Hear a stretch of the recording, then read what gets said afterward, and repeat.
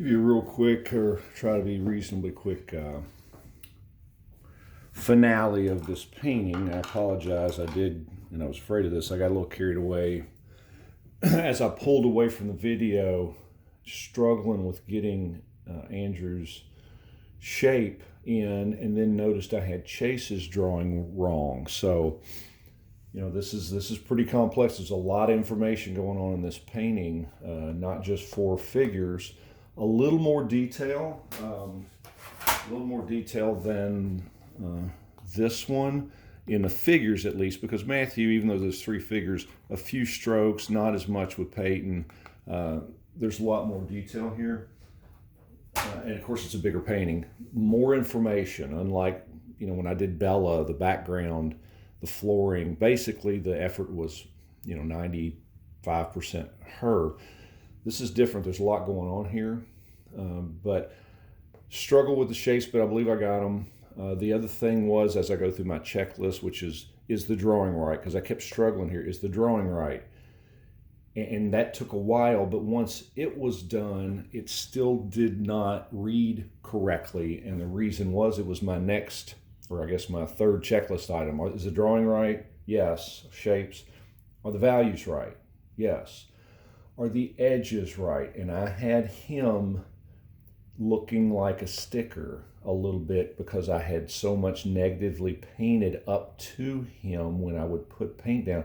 It was a hard edge, kind of like you see this harder edge here, but the rest of this is softer around them. So I wanted to sit in the scene, not pop out, and he was popping out. So, you know, the water paints itself, kind of, it's fun. You know, have some blue on your brush, you put it down here, it has some white. I do take the butt end of my brush, as you see, take pure white paint and just scratch it around, if you will. Brought this around a little bit more than it was. Of course, took a palette knife, which I love to do, and really pop those bright, so this hopefully reads in shadow and then the light shining out there. More detail in the background, because that's what Elkhorn Creek looks like, or any creek. There's a lot going on back in here, but it should be muted, soft edge. Once I did that, it all looked like it was one plane, because this isn't that much further away than this or that, but I want to push that a little, because in the picture it was all vibrant.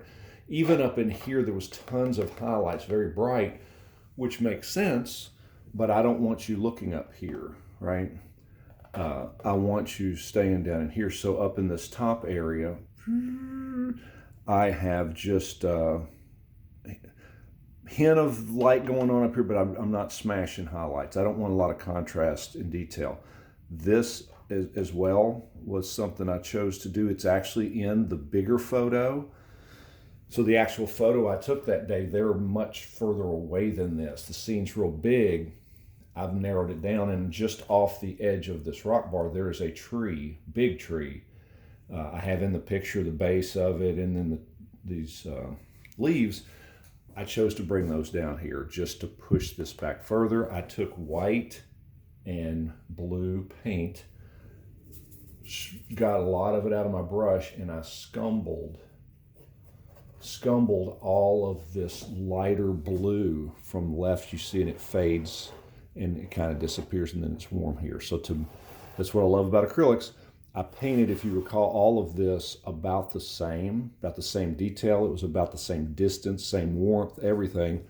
Once I'm done, to make this look like it's going away from us and there's more atmosphere, I chose to cool this and make it fainter, which reads better to me. I'm at a point where I'm like, I got to get this done. So I think I'm finished. I signed it. You know, you always get to a point where I could paint on this forever, and I got other stuff, other paintings to do. So that little spot there just kind of bothered me. I needed that not to stand out so much. So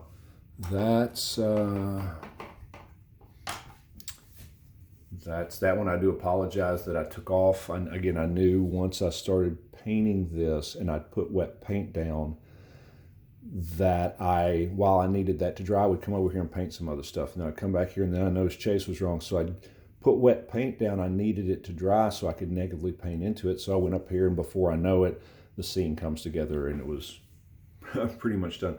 One last thing I do want to say, this is a good example because this is Sunday morning. Normally I paint throughout the day, but because the back of my house outside this window to our right is in shadow, there's no sun shining in. Normally when I paint, it's during the week at least, it's lunch and the light's coming through. This is a good example. I don't have the incandescent light on. I don't have the light bulb turned on. This is only light from outside, but watch what happens when I turn that on. You lose a lot of this and it warms up everything. So the light that you're sitting in makes a big difference. So I got somebody at the door, so I'm going to go. Till next.